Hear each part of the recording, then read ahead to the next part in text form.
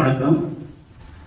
தமிழ்நாடு அரசின் பொது நூலகத்துறை மாவட்ட மைய நூலகம் தஞ்சாவூர் மற்றும் வாசல் வட்டம் இணைந்து நடத்தும் 58வது தேசிய நூலக வார விழாவிற்கு வருகை புரிந்து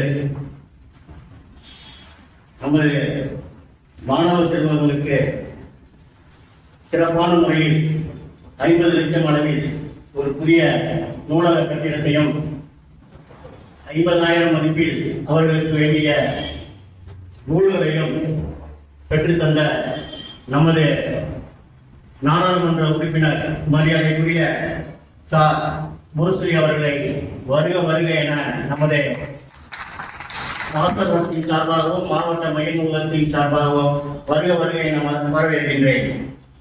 இந்நிகழ்ச்சிக்கு தலைமை உரை நிகழ்த்தவர் தலைமையேற்று நடத்தி கொண்டிருக்கும் வாசகோட்ட தலைவர் ஐயா எஸ் ராஜவேல் அவர்களையும் வருக வருக என வரவேற்கின்றேன். முன்னிலை வைக்கும் கவிஞர் தஞ்சை ராமதாஸ் அவர்களையும் வருக வருக என வரவேற்கின்றேன். இந்நிகழ்ச்சிக்கு கருத்தரங்கம் நூல்களை போற்றுவோம் என்று கருத்தாளர்கள் குருநாதன், திரு கோ கலியமூர்த்தி, பேராசிரியர் திருநாவுக்கரசு, திரு தனபாலன் அவர்களையும் வருக வருக என அன்போடு வரவேற்கின்றேன். இந்நிகழ்ச்சிக்கு நிறைவாக நன்றி உரை நிகழ்த்த இருக்கும் எங்களது முதல்வர் நூலக திருமதி கி சசிகலா அவர்களையும் வருக வருக என வரவேற்கின்றேன். மற்றும் இது சிறப்பு சேர்க்கும் மாணவர் அனைவரையும் வருக வருக என மாவட்ட மைய நூலகம் சார்பாக வாசகோட்டி சார்பாக அன்போடு வரவேற்கிறேன். நன்றி, வணக்கம். மதிப்பிற்க மரியாதைக்குரிய நமது நாடாளுமன்ற உறுப்பினர் அவர்களே மற்றும் இங்கு அழைப்பை ஏற்று வந்திருக்கிற அனைத்து நல்லுள்ளவர்களே, உங்கள் அனைவரையும் நான் வரவேற்பதில் மிகவும் பெருமை அடைகிறேன். அதே மட்டுமல்ல, முக்கியமாக மாணவ செல்வங்கள் சிலர் எங்களுடைய படிப்பையும் கொஞ்ச நேரம் மறந்து இங்கு வந்து அமர்ந்திருப்பது அவர்களை மனமாற நாம் வாழ்த்துவோம். அடுத்து இந்த நூலகத்தை பற்றி சொல்லுகின்ற பொழுது தொடக்க கல்வி கற்ற நாளிலிருந்தே அவரது ஆலயமாக நூலகம் என்றெல்லாம் சொல்வார்கள். அதிலே சிலர் புத்தகம் படிப்பதுதான் எனது தொழில் என்று சொல்லியவர்களும் உண்டு. நான் புத்தகங்களை படிக்கவில்லை, நூலகத்தை படித்தேன் என்று சாபாயிடம் சொல்லியிருக்கிறார். அதே போல புத்தகங்களை செலவழிப்பதில் என்னை ஒரு ஊதாரி என்று சொன்னாலும் நான் அதை பெருமையாக ஏற்றுக்கொள்வேன் என்று பல முன்றைய பாரதப்பிரதமர் நேரு அவர்கள் சொல்லியிருக்கிறார்கள். அதே நூல்கள் படிக்கும் பழக்கம் ஏற்பட்டால் நாட்டிற்கு நல்லறிவு ஏற்படும் என்று அறிஞர் அண்ணா சொல்லியிருக்கிறார்.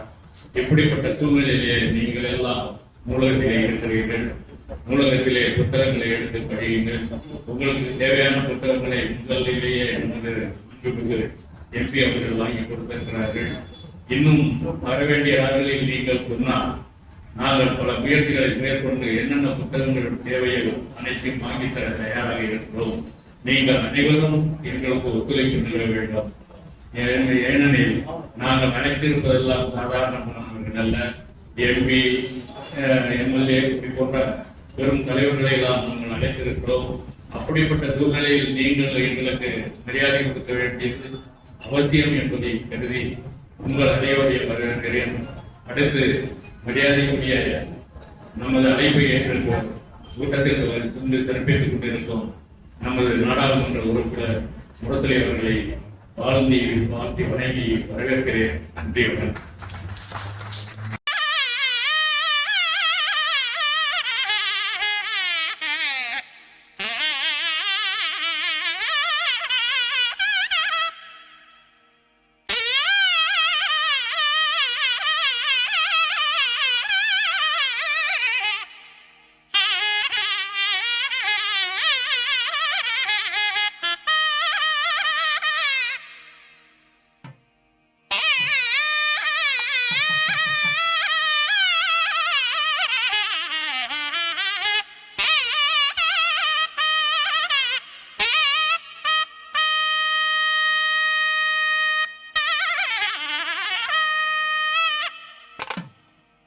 மதிப்புக்கும் மரியாதைக்குரிய தஞ்சை பாராளுமன்ற உறுப்பினர்களே, அவரை பற்றி ஒரு சில வார்த்தைகள் மட்டும் சொல்லி அவர்களை தேவை அறிந்து அவருடைய உதவி செய்கிறவர், செயலாற்றுகிறவர்.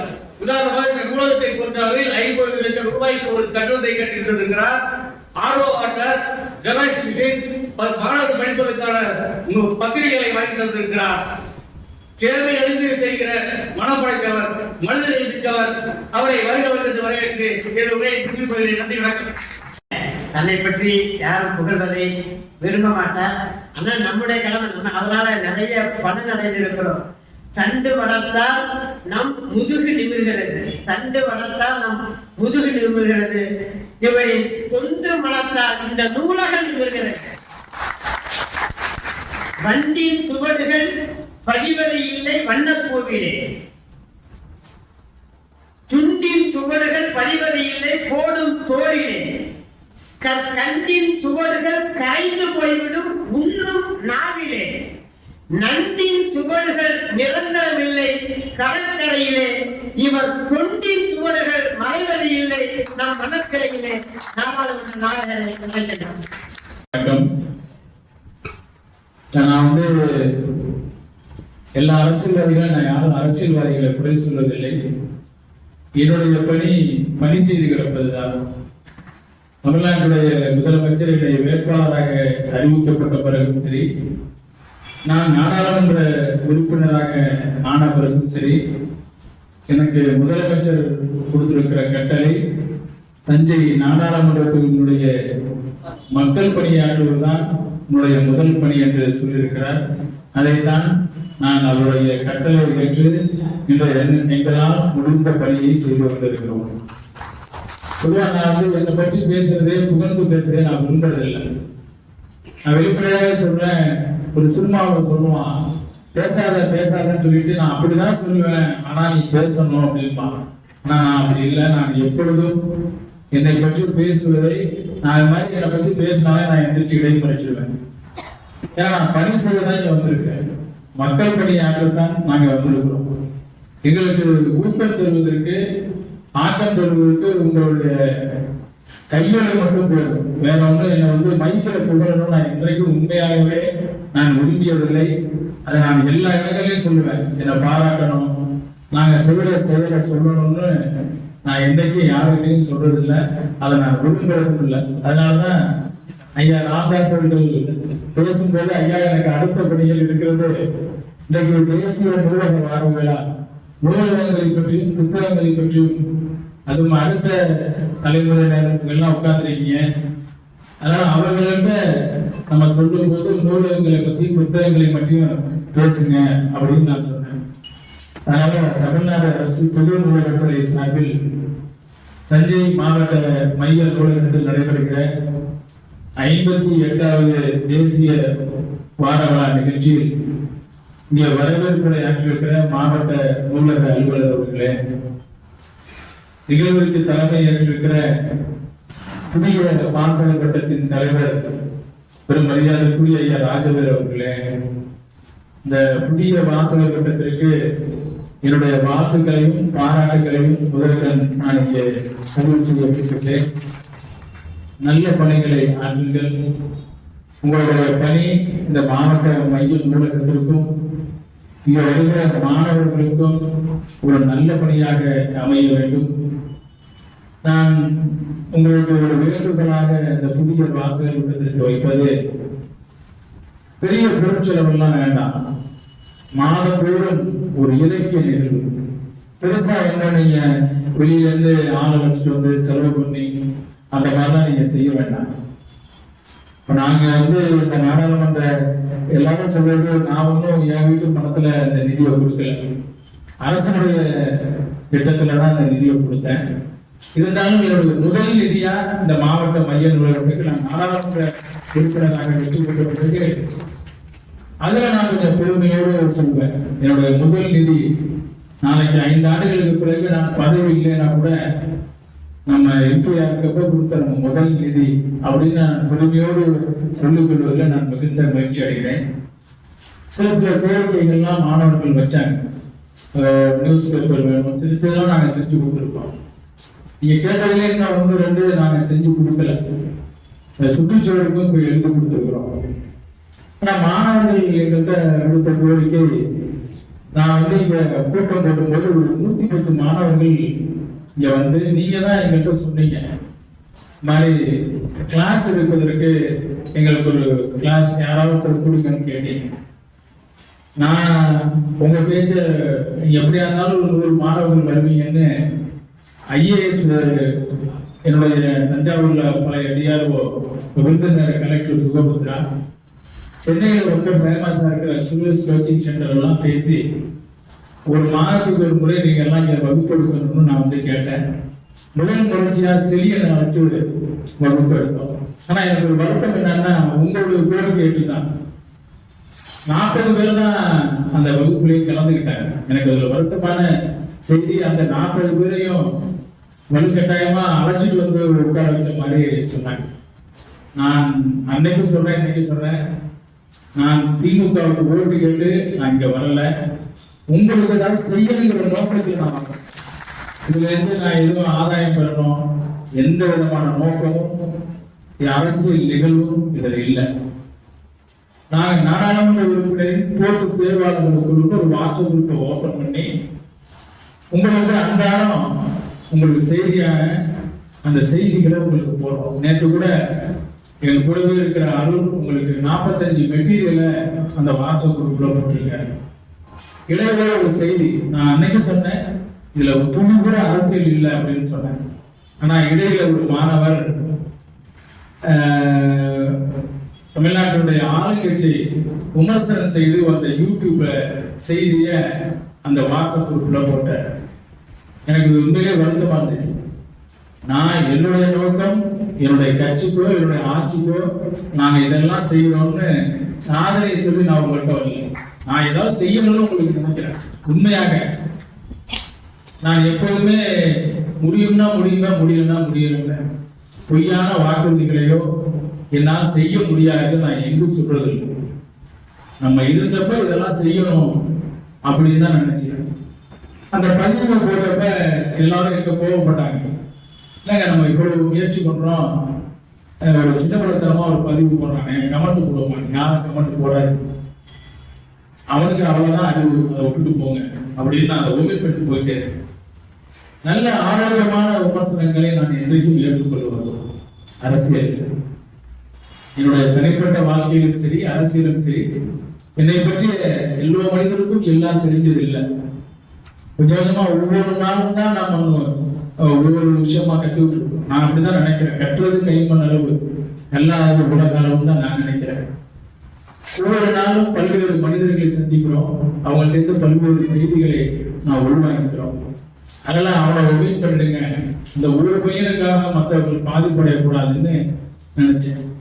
அதில் எப்பவும் திரும்பி சொல்றேன், உங்கள் கோரிக்கைகளுக்கு மாதம் மாதம் நாங்கள் வகுப்பெடுப்பதற்கு தயாராக இருக்கிறோம். நேற்று கூட அறிவுசாலை மையத்துக்கு 3 நாட்களுக்கு போனேன். இங்க இருந்து 2 பேர் ஒரு 150 மாணவர்கள் படிச்சுட்டு இருந்தாங்க. இங்க இருந்து 2 பேர் அங்க இருந்தாங்க. ஒரு வல்லத்தை சேர்ந்தவங்க நினைக்கிறாங்க. சுற்றி பார்த்தோம். மாணவர்கள் ஒரு 6 கோரிக்கை கொடுத்தாங்க. சார், ஒரு 6 இடத்துல மின்வசதி இல்லை, அதே மாதிரி எங்களுக்கு உட்கார்ந்து சாப்பிடுறதுக்கு டைனிங் டேபிள் இல்லை, சேர் இல்லை அப்படின்னு சொன்னாங்க. நாற்காலிகள் வேணும் அப்படின்னாங்க. என்று சொல்லி 3 நாள் தான். நான் விளம்பரத்துக்காக சொல்லவில்லை. நான் எல்லாம் மற்றவங்க வந்தோம் போனோம், ஒரு பேஸ்புக்ல போட்டோ போட்டோம் அப்படின்னு நான் கடந்து செஞ்சுக்கலாம். ஆனா நான் அப்படி நினைக்கல. ஏதாவது செய்யணும்னு நினைக்கிறேன். அடுத்த 3 நாள்ல நேற்று வடுவூர் மண்ணில் நம்முடைய ஒருங்கிணைந்த தஞ்சை மாவட்டத்துக்கு பெருமை செய்கிற வகையில இந்திய கபாடி அணியில பங்கேற்று தங்கம் பெறுவதற்கு காரணமான அபினேஷை என்னுடைய நாடாளுமன்ற உறுப்பினர் அலுவலகத்துக்கு வரவழைத்து அந்த மாணவனை பாராட்டி என்னால் முடிந்த அந்த 50,000 ரூபாய் ஊக்கத்தொகையை அவனுக்கு அளித்து 2 ஜாம்பவான்கள், இன்னைக்கு கபடின்னு சொன்னா தஞ்சை மாவட்டத்துல 2 ஜாம்பவான்கள் இந்திய அணியில போய் விளையாடிய தர்மராஜ் சேரலாதனையும் காசி பாஸ்கரனையும் ஒரே மேடையிலே வரவழைத்து இந்த மாணவனுக்கு அட்வைஸ் பண்ணி பண்ணணும். அப்ப அந்த மேடையில அந்த அறிவுசார் மையத்தில் இருந்த 5 மாணவர்களை வரவழைச்சு நீங்க 5 கோரிக்கை கொடுத்தீங்க. முதல் 3 கோரிக்கை 25 சேரு, 2 டைனிங் டேபிள், 5 மின்விசிறிய அந்த மேடையிலேயே கொடுத்தோம். 3 நாள் முன்னாடி தான் இன்ட்ரெஸ்ட் சொன்னாங்க. ஆர்டர் பிளான் கேட்டாங்க, அந்த ஒரு வாரம் 15 நாள் போட்டு தரோம்னு சொல்லி.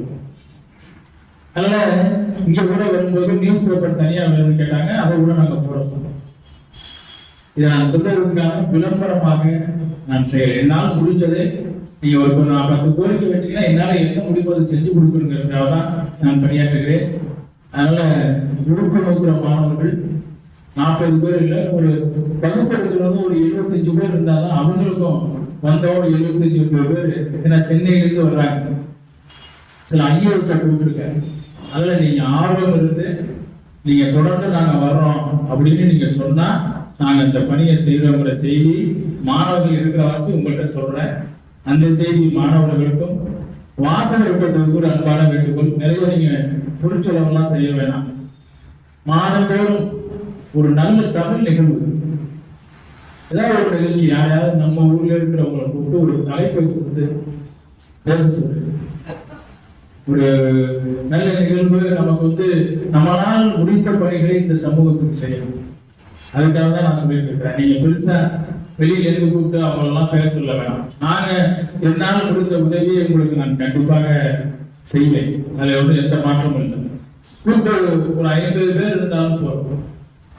இன்னொரு உங்களுக்கு வளரும் தலைமுறையினருக்கு இந்த சமூகத்தை பற்றிய அக்கறையை நீங்க எல்லாம் சொல்லிக் கொடுக்கணும். இந்த சமூகம் எப்படி இருக்கு, இந்த சமூகம் எப்படி இருக்கு, நீங்க எல்லாம் நல்லா தெரிஞ்சுக்கணுங்கிறதுக்காக தான். அதனால நீங்க அந்த இளைஞர்களை மாவட்ட மைய நூலகத்தை சூப்பரண்ட் சொல்றேன். ஏதோ இங்க பசங்க வர்றாங்க, படிக்கிறாங்க, காலையில வர்றாங்க, சாயங்காலம் போறாங்கன்னு நீங்க தயவு செய்து நினைக்காம உங்க பிள்ளைக்கு நீங்க எப்படி இருப்பீங்களோ, உங்க பிள்ளை உங்க சொந்த மகன் இந்த இடத்துல படிச்சா நீங்க அவன் மீது எவ்வளவு அக்கறை கொள்வீங்களோ அவருடைய அக்கறையை இந்த மாவட்ட மையத்தினுடைய ஊழியர்கள் அலுவலர்கள் எடுத்துக்கிறோம். அதான் நான் உங்கள்கிட்ட அன்பா கேட்டுக்கிறேன். என்னால நான் முடிந்த பணியை செய்வேன். அவங்கவுங்க முடிஞ்ச பணியை கடமையை செய்யணும். நான் வாசகர்களுக்கு கோரிக்கை அளிப்பது மாதந்தோறும் ஒரு நிகழ்வு. அதாவது உங்களுடைய அனுபவம் அவர்களுக்கு வேண்டும், எனக்கு வேண்டும், அவர்களும் தெரிஞ்சுக்கணும். அதனால மாதந்தோறும் ஒரு நிகழ்வு, ஒரு இலக்கிய கூட்டத்தை நீங்க ஏற்பாடு செய்யணும். அதே போல மாணவர்கள் நீங்கள் விரும்பினால் ஒரு 40 பேர் வச்சுட்டு நாங்க வகுப்பெடுக்க முடியாது. குறைஞ்சபட்சம் ஒரு 75 பேர் உங்களுக்குள்ள ஒரு ஆர்கனைஸ் பண்ணுங்க. ஆர்கனைஸ் பண்ணி ஒரு 125 பேர் இருக்கீங்க. ஒரு 75 நபர்கள் நாங்க தயாரா இருக்கோம் சொன்னா மாதந்தோறும் உங்களை வகுப்பில் எடுப்பதற்கு நாங்களும் தயாராக இருக்கிறோம் என்பதை இந்த செய்தி உங்களுக்கு நான் சொல்லிக் கொள்கிறேன். இப்ப நாங்க இந்த கட்டடத்தை திறந்தோம், நான் பாட்டுக்கு போயிருக்கலாம். கட்டடம் கட்டி கொடுத்தோம், மேலே முறை சொல்லி நாடாளுமன்ற உறுப்பினர் நிதி எடுத்து போர்டை வச்சுட்டு நான் பாட்டுக்கு என்னுடைய பணியை தொடர்ந்து போகலாம். நான் அது மாதிரி செய்யலை. அன்றைக்கு மாவட்ட மைய நூலக அலுவலர் தான் போட்டித் தேர்வுக்கு தயாரான மாணவர்களுக்கு புத்தகங்கள் வேணும்னு கேட்டாங்க. என்னை பொறுத்தவரை நான் ரொம்ப அரசியல்ல நான் கொஞ்சம் சற்று மாறுபட்ட உங்க எல்லோரிடத்திலே நான் கொஞ்சம் நேர்மையா இருக்கணும்னு நினைப்பேன். என்னுடைய தந்தையார் என்கிட்ட சொல்றது, நான் நாடாளுமன்ற உறுப்பினராக வெற்றி பெற்ற பிறகும் சரி, அதுக்கு முன்பும் சரி, காலையிலிருந்து இரவு நீ படுக்கிற பொழுது யாருக்காவது ஒருத்தருக்கு நீ ஒரு நல்லது செய்யணும். அது நீ பணத்தை கொடுத்தான்னு இல்லை, உன்னுடைய உழைப்பின் மூலமாக ஒருத்தராவது இன்னைக்கு பரவாயில்ல அவர் செஞ்சாருன்ற மாதிரி ஏதேனும் ஒரு நன்மை செய்ய அப்படின்னு தான் சொல்லுவாங்க. பணத்தின் மீது எனக்கு எந்த காலம் நாட்டம் வந்ததில்லை. எங்க அப்பா என்ன சொல்லுவாங்க, ஒரு பொழுதும் தப்பு செய்யாத, பணத்தின் மீது ஆசைப்படாத அப்படின்னு சொல்லுவாங்க. அதனால நான் உங்கள்கிட்ட சொல்றது, என்னுடைய விளம்பரத்திற்காகவோ நான் MP இருக்கேன் என்கிட்ட உங்களை விளம்பரப்படுத்துங்கிறதுக்கான நோக்கத்துல இல்லை, இந்த சமூகத்திற்கு ஏதாவது செய்யணுங்கிற நோக்கத்திற்காக தான் செய்யணும். இப்ப இருக்கிற ஒரு 100 பேர்ல ஒரு 30-40 பேர் அரசு பணியில வந்தீங்கன்னா உண்மையிலேயே மகிழ்ச்சி அடையும். அதற்கு நான் உங்களுக்கு துணை புரிவதற்கு தயாராகிறேன். என்னால் முடிந்த அளவுக்கு மாணவர்கள் உங்களுக்குள்ள கூடி பேசுங்க. நீங்க ஒரு 75 நபர்கள் வர தயாரா இருந்தா மாதந்தோறும் உங்களுக்கு வகுப்பு எடுப்பதற்கு நாங்கள் தயாராக இருக்கிறோம் என்பதை மீண்டும் உங்களுக்கு நான் சொல்லிக் கொள்கிறேன். அன்னைக்கு அமைச்சரை வச்சு நிகழ்ச்சி பண்ணோம். கிட்டத்தட்ட 55,000 ரூபாய் மதிப்புள்ள புத்தகத்தை நான் வாங்கி கொடுத்தேன். யார்ட்டையும் நான் ஸ்பான்சர் வாங்கினதே கிடையாது. நான் ஒன்றிய செயலாளராக இருக்கும்போதும் சரி, இப்போ எம்பி ஆனதும் சரி, நான் யார்ட்டையும் ஸ்பான்சர் வாங்கியோ இதை நீங்க செஞ்சு கொடுங்கிற சொல்ற பழக்கம் எனக்கு கிடையாது. என்னுடைய சகோதரர்கள் எனக்கு எல்லா வகையிலும் உதவி செய்யற என்னுடைய அண்ணன், என்னுடைய தம்பியை பெற்றிருக்கிறேன். அவர்கள் எனக்கு சொல்ற வார்த்தை, நாங்க பார்த்துக்கிறோம், உன்னுடைய சமூக பணியை செய்யும் தான் என்று சொல்லியிருக்கிறாங்க. 55,000 ரூபாய் மதிப்புள்ள புத்தகத்தை உங்கள்கிட்ட பெற்றுட்டு பயன்பெற போறது நீங்க. அதனால அந்த மாணவர்களை 10 பேரை கூப்பிடுங்கன்னு நான் காலையில இருந்து சொல்றேன். யாருமே வரல வாங்குறது. எனக்கு ரொம்ப வருத்தமா இருந்துச்சு. ஏன்னா நம்ம இவ்வளவு தூரம் செய்யறோம், இவ்வளவு ஆர்வமா இருக்கிறோம், கூப்பிடுறோம், யாருமே வந்து வாங்கலையே. அந்த புத்தகம் எதுக்கு? உங்களுக்கு தானே பயன்பட போகுது. நான் அந்த புத்தகத்தை படிக்க போறேன், யாரும் வரல வாங்குறது. வெக்கத்தை விட்டு சொல்லணும்னா, சரபோஜி கல்லூரி வந்து 3 பசங்களை வர வச்சு அவங்கள்ட்ட நாங்க இந்த அமைச்சருக்கு கையால புத்தகத்தை கொடுத்தோம். நான் வருத்தப்படுவது அடுத்த தலைமுறை, அடுத்த என்னுடைய பயணங்களே அதிகம் பார்த்தீங்கன்னா மாணவர்களையும் இளைஞர்களையும் நோக்கி தான் என்னுடைய பயணமே இருக்கும். பெரும்பாலும் பள்ளிக்கூடங்களுக்கு தான் நான் அதிகம் சொல்லுவேன், கல்லூரிகளுக்கு தான் நான் அதிகம் சொல்லுவேன். நான் சென்று மாணவர்கள் இளைஞர்கள் பக்கம் தான் என்னுடைய போக்கஸே இருக்கணும்னு நினைப்பேன். 23ஆம் தேதி மாணவர்கள் இந்த தட்பவெப்ப நிலைக்காக பணவெடுப்பு நேற்று கூட டாக்டர் ராதிகா மைக்கேல் அவங்களோட இணைந்து கிட்டத்தட்ட நேற்று வரையில் அவங்க செய்கிற பணிகள், நானும் என்னால் முடிந்த பணிகளை கிட்டத்தட்ட தஞ்சாவூர்ல பல இடங்களில் பணங்களை தூக்கி இருக்கிறோம். 23ஆம் தேதி சர்வதேச கல்வி மாணவர்கள் ஒரு 150 பேரை கூப்பிட்டு பண உதவி தூக்குற நிகழ்வுக்கு வாங்க. அவங்களுக்கு தெரியணும், தட்பவெப்ப சூழ்நிலை மாறுது. மழை பெய்யுற நேரத்துல வெயில் அடிக்குது, வெயில் அடிக்கிற நேரத்துல மழை பெய்யுது. நம்ம இயற்கையோடு வாழணும், இயற்கையோடு ஒத்து போகணும். இயற்கையை நம்ம இடையில கொஞ்சம் உதாசீனப்படுத்துறோம். அதனால அந்த இயற்கை மீது நம்ம காதல் பண்ணணுங்கிறதுக்காக தான் நான் மாணவர்களை இளைஞர்களை நோக்கி செல்றேன். அதனால அந்த நிகழ்ச்சிக்கு பணவில் இருக்கிற நிகழ்ச்சிக்கு சர்வதேச கல்வி மாணவர்களை கூப்பிட்டுருக்கோம். உடத்தநாடு பகுதியில் அந்த கல்லூரி மாணவர்களை கூப்பிட்டுருக்கோம். பேராவூர்ல அங்க இருக்கிற மாணவர்களை கூப்பிட்டுருக்கோம். இதை நான் சொல்றதுக்கு காரணம், மாணவர்களும் இளைஞர்களும் தான் என்னுடைய போக்கஸ் முழுக்க முழுக்க அவங்கள்ட்ட தான் இருக்கணும் அப்படிங்கிறதுக்காக தான் என்னுடைய திரும்பி உங்கள்கிட்ட இந்த செய்தியை சொல்றேன். அன்னைக்கு அமைச்சரை கேட்டாரு, 2 பிள்ளைங்களை நாங்களே சர்வதேச வர வச்சு புத்தகத்தை கொடுத்துட்டு 2 நாட்களுக்கு முன்பு நான் என்னுடைய பள்ளி கல்வித்துறை அமைச்சரை சந்தித்தேன். அப்ப ரொம்ப மகிழ்ச்சியா இருக்கிறது சொன்னார். நாடாளுமன்றத்தில் நீ ஆற்றுகிற பணிகள், தஞ்சையில நீ ஆற்றுகிற பணிகள் மகிழ்ச்சியா இருக்கு, பசங்களுக்கு நீ பண்றது ரொம்ப மகிழ்ச்சியா இருக்குன்னு சொல்லும்போது அவட்ட மட்டும் உண்மையை சொன்னேன். படிக்கிற பசங்க யாரும் இல்லைங்க, நாங்களாம் செட்டப் பண்ணி 2 பேரை கொண்டாந்து அந்த புத்தகத்தை வாங்க வச்சோம் அப்படின்னு உண்மையை சொன்னேன். அப்படியா அப்படின்னு கேட்டாரு. இருந்தாலும் நான் அதை அவர்கிட்ட திரும்பி சொன்னேன். இருந்தாலும் நான் மனம் தரல. அடுத்த முயற்சியாக என் கூடவே இருக்கிற ஒரு ஆசிரியரையும் என் கூட இருக்கிற சாமியையும் அந்த பசங்கள்கிட்ட அனுப்புறேன். அனுப்பி உங்களுக்காக தானே இவ்வளவு செய்யறோம், ஏன் நீ அந்த நிகழ்ச்சிக்கு வரலன்னு கூப்பிட்டு ஒரு நிகழ்ச்சியை ஆர்கனைஸ் பண்ணுன்னு கூப்பிட்டு ஆர்கனைஸ் பண்ணி இந்த இடத்துல தான் ஆர்கனைஸ் பண்ணி ஒரு 100 பேரை உட்கார வச்சு பண்ணோம். அப்ப அந்த 100 பேர்ல ஆலோசனை சொல்லும்போது பல பேர் கேட்டது, ஆர்வ பிளான்ல சரி பண்ணி கொடுங்க, எங்களுக்கு தனியா செய்தித்தாள் 2 போடுங்க அப்படின்லாம் கேட்டேன். அடுத்த நாளே உங்களுக்கு 2வது நாளே 2 செய்தித்தாள், நீங்க கேட்ட செய்தித்தாள் அடுத்த 2வது நாளே நாங்க இந்த வளாகத்துல போட்டோம். ஆர்வ பிளான்ல சரி பண்ணி கொடுத்தோம். அதனால உங்களுடைய கோரிக்கைகளை நாங்கள் கவனமாக, என்னால் முடிந்த அளவுக்கு, எல்லாத்தையும் என்னால் முடியாது, அந்த அளவுக்கு நான் பொருளாதாரம் இல்லை, ஆனால் என்னால் முடிந்த அளவுக்கு கண்டிப்பாக செய்வேன், முயற்சி செய்வேன். அதனால உங்களுக்குள்ள எங்களுடைய போட்டி தேர்வாளர்கள் வெற்றி நிச்சயம். நாடாளுமன்றத்தில் இந்த வாட்ஸ்அப் குரூப்பை பயன்படுத்துங்க. நேற்று கிட்டத்தட்ட 70 மெட்டீரியல் போட்டிருக்காரு, அதெல்லாம் வாங்கி படிங்க. நல்ல கருத்துக்கள் இருந்தா நீங்க சொல்லுங்க. என் மீது எப்பொழுதுமே ஆரோக்கியமான விமர்சனங்கள் இருந்தால் அதை நான் ஏற்றுக்கொள்வேன். அரசியலும் சரி, என்னுடைய சொந்த வாழ்க்கையிலும் சரி, நான் எப்போதுமே விமர்சனங்களையும் நான் ஏற்றுக்கொள்வேன். ஆனா உண்மையா இருக்கும். அதனால அந்த மாணவர்கள் கண்டிப்பாக அதை பயன்படுத்திக் கொள்ள வேண்டும் என இந்த நேரத்தில் உங்களை நான் அன்போடு கேட்டுக்கொள்கிறேன். பொதுவாக நூலகங்கள் நான் எப்படி ஆன பிறகுதான் கொஞ்சம் கொஞ்சமா படிக்கிறேன். அதுக்கு முன்னாடி எனக்கு வாசிக்கிற பழக்கம் ரொம்ப குறைவு. என்னுடைய வகுப்பாசிரியர் சிரிக்கிறார்.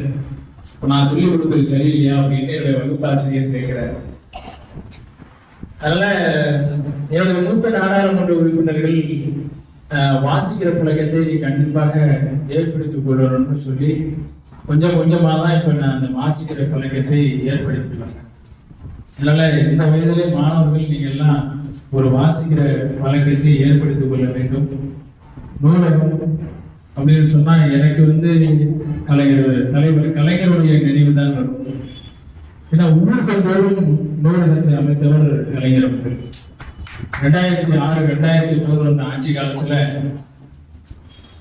அண்ணா மறுமலர்ச்சி திட்டம் என்ற பெயரில ஒவ்வொரு ஊராட்சிகளிலும் நூலகங்களை அமைத்து கொடுத்தவர் கலைஞர் அவர்கள். அவர் வெளிநின்று தமிழ்நாட்டில் ஆட்சி நடத்துகிற முதலமைச்சர் இன்னைக்கு சர்வதேச அளவில் சென்னை கோட்டூர்புரத்துல அண்ணா நூற்றாண்டு நூலகத்தை இந்த மக்களுக்கு தந்திருக்கிறார். அதன் பிறகு மதுரையில கலைஞர் நூற்றாண்டு நூலகம், திருச்சியிலையும் வேலை ஆயிடுச்சு. நூலகங்கள்னு சொன்னாலே அது கலைஞரும் நம்முடைய தமிழ்நாட்டுடைய முதலமைச்சரும் இந்த நூலகத்துறைக்கு பல்வேறு விதமான செலவுகளை அளித்திருக்கிறார். என்னை பொறுத்தவரையிலே புத்தகம் வாசிப்பது அது ரொம்ப ரொம்ப ஊக்குவிக்கும். இந்த புத்தகம் வாசிப்பது அப்படின்னு சொன்னா என்னை கவர்ந்தவர்களில் 2 பேர் 3 பேர் என்று சொன்னால், ஒன்று பேரறிஞர் பெருந்தகை அண்ணா அவர்கள், இன்னொன்று சுதந்திர போராட்ட வீரர் பகத்சிங் அவர்கள், இன்னொன்று கலைஞர் அவர்கள். அண்ணா அவர்கள் ஒரு முறை அமெரிக்காவுடைய அறுவை சிகிச்சை, அந்த அறுவை சிகிச்சைக்கு தயாராகிற பொழுது மருத்துவர்கள் போய் வாங்க, உங்களுக்கு இன்னைக்கு மாலை அறுவை சிகிச்சை என்று சொல்லும் பொழுது, நீங்க இன்னைக்கு ஒரு நாள் அறுவை சிகிச்சையை தள்ளி நாளை காலில் வச்சுங்கன்னு சொன்னாராம். மருத்துவர்கள் எல்லோரும் கேட்டிருக்காங்க, ஏன் உங்களுக்கு அறுவை சிகிச்சைன்னா பயம் இல்லை, ஒரு புத்தகத்தை படிச்சுட்டு இருக்கேன், இன்னைக்கு ஒரு இரவு இருந்துச்சுன்னா அந்த புத்தகத்தை படிச்சு முடிச்சுடுவேன், நாளை காலை அந்த அறுவை சிகிச்சையை வைத்துக் கொள்ளுங்கள் என்று புத்தகத்தின் மீது தன் மீது இருக்கிற மதிப்பை வெளிப்படுத்துவர் பேரறிஞர் பெருந்தகை அண்ணா அவர்கள். அதே போலவே பகத்சிங் கிட்டத்தட்ட தூக்கு வீர தயாராக இருக்கிற தூக்கு மேடை, சிறை காவலர்கள் சென்று தூக்கு சரியா இருக்கு நீங்க வரலாம் அப்படின்னு சொல்லும் போது, நான் ஒரு புரட்சியாளனோடு பேசிக் கொண்டிருக்கிறேன், தூக்கை கொஞ்சம் தாமதமாக போடுங்கள் என்று சொல்லியிருக்கிறார். சிறை காவலர்களுக்கு ஆச்சரியம், இவர் தனிமை சிறையில் இருக்கிறார், இவர் யாரோடு பேசிக் கொண்டிருக்கிறார், ஒரு புரட்சியாளனோடு பேசிக் கொண்டிருக்கிறேன் என்று சொல்லுகிறார். சிறை காவலர்கள், நீங்க தனிமையா இருக்கீங்க, யார்கிட்ட பேசிட்டீங்கன்னு கேட்டுக்கொண்டுதான் சொல்றார், நான் புரட்சியாளன் லெனின் புத்தகத்தை படித்துக் கொண்டிருக்கிறேன், அந்த புத்தகத்தை படித்து முடித்த பிறகு என்னை தூக்குமிடை விடுங்கள் என்று சொல்லியிருக்கிறார். அதே போலவே கலைஞர் அவர்கள் இரவு 8 மணி மழை பெய்து கொண்டிருக்கிறது, மேல கோபாலபுரத்துல நம்முடைய கலைஞர் அவர்களும் நீலகிரி நாடாளுமன்ற உறுப்பினர் அண்ணன் ராஜா அவர்களும் உட்கார்ந்தப்ப காவலர்கள் மேலே பதவி ஓடி வந்து, கீழே இந்து ராமகோபாலன் உங்களை சந்திக்க வந்திருக்கிறார், எந்த அப்பாயின்மெண்ட்டும் இல்லாமல் திடீர்னு வந்திருக்கிறார், அவரை என்ன செய்வது என்று கேட்டிருக்காங்க.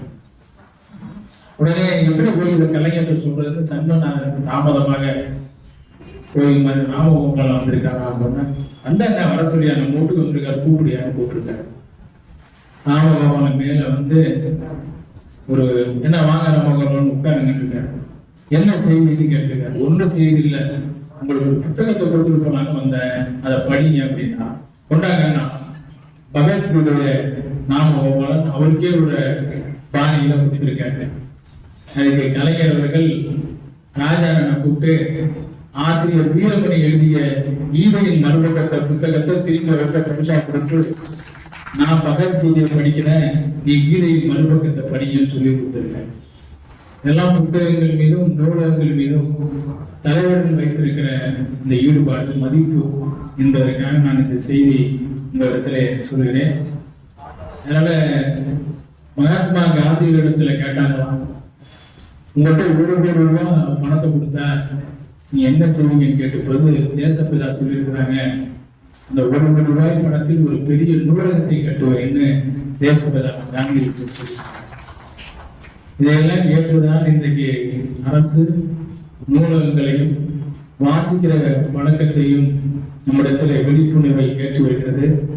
அதனால மாணவர்கள், எதிர்கால தலைமுறையினர் உங்களோடு சேர்ந்து நான்கும் வாசிக்கிற பழக்கத்தை ஏற்படுத்திக் கொள்கிறேன்.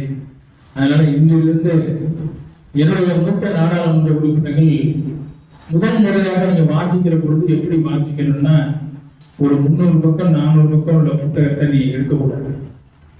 சில பேருக்கு புத்தகத்தை பார்த்த உடனே தூக்கம் வந்துடும். 5 பக்கம் படித்தோம்னா 2வது பக்கம் என்ன படித்தோம் அப்படின்னு மறந்து போய் திரும்பி போய் படிப்பாங்க. அதனால அது மாதிரி படிக்க வேண்டாம். ஒரு 50 பக்கம் உள்ள சிறுகதை புத்தகத்தை எடுத்துக்கங்க. அந்த புத்தகத்தை எடுத்து ஒரு நாளைக்கு 5 பக்கம் 6 பக்கம் படிங்க. தொடர்ந்து 10 நாள் அந்த 50 பக்கம் உள்ள புத்தகத்தை படிச்சு முடிச்சிருங்க.